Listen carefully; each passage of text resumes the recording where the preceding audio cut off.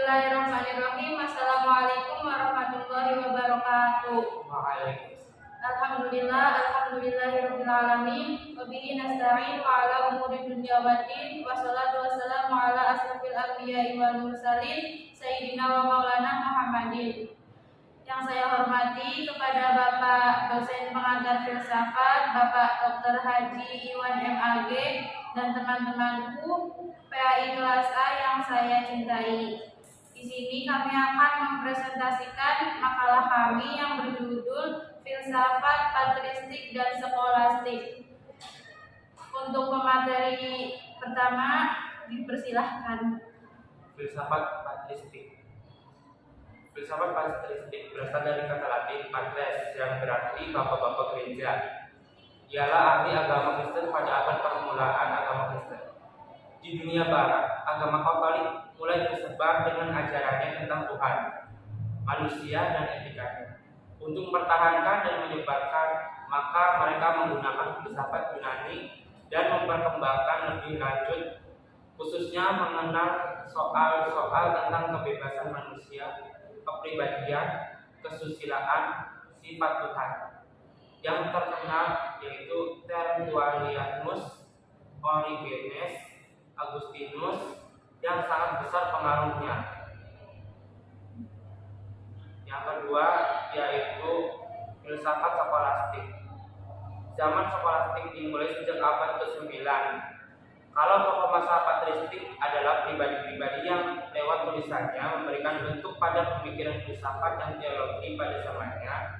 Para tokoh zaman skolastik adalah para pengajar dari lingkungan sekolah kerajaan dan sekolah katedral yang didirikan oleh Raja Karl Agung, dan kelak juga dari lingkungan universitas dan ordo-ordo biarawan. Dengan demikian, kata skolastik menunjuk kepada suatu periode di abad pertengahan ketika banyak sekolah didirikan dan banyak pengajar ulung bermunculan. Yang pertama, periode skolastik awal ditandai dengan pembentukan metode yang lahir karena hubungannya rapat antara agama dan filsafat. Yang kedua, periode puncak perkembangan skolastik abad ke-13. Periode puncak perkembangan skolastik diperangi oleh Aristoteles akibat kedatangan ahli filsafat Arab dan Yahudi. Filsafat Aristoteles memberikan warna dominan pada alam pemikiran abad pertengahan. Yang terakhir yaitu periode skolastik lanjut atau akhir pada abad 14 dan 15. Periode skolastik akhir abad ke-14 atau 15 ditandai dengan pemikiran Islam yang berkembang ke arah nominalisme, ialah aliran yang berpendapat bahwa universalisme tidak memberi petunjuk tentang aspek yang sama dan pada umum mengenai adanya suatu hal. B yaitu filsafat Arab.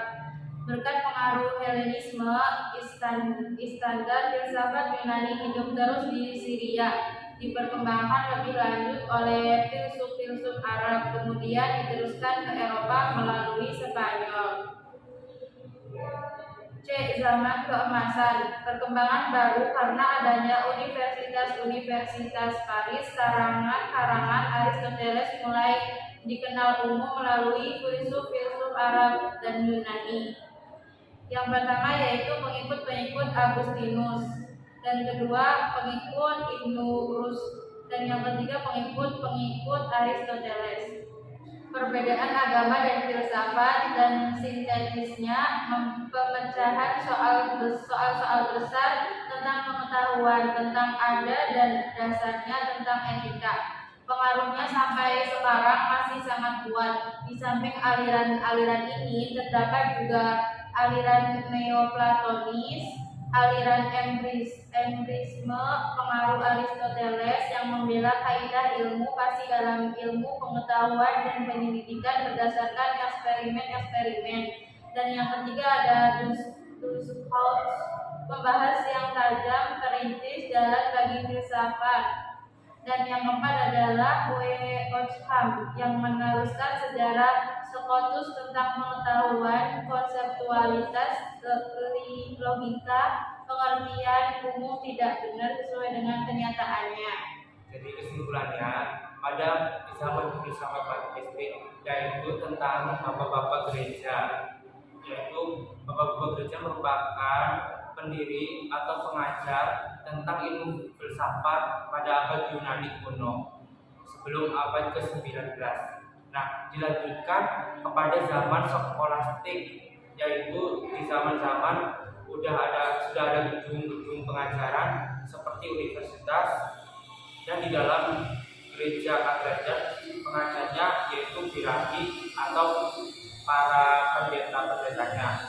Nah, di zaman skolastik dapat ada 3 fase awal, yaitu skolastik awal, skolastik pertengahan, dan skolastik lanjut akhir atau akhir.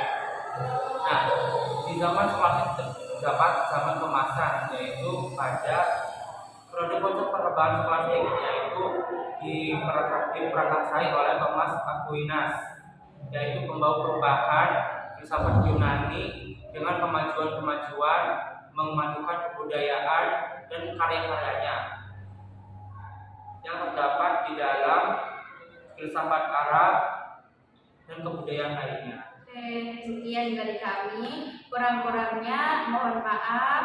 Wallahul muwaffiq ila aqwamit thoriq. Wassalamualaikum warahmatullahi wabarakatuh.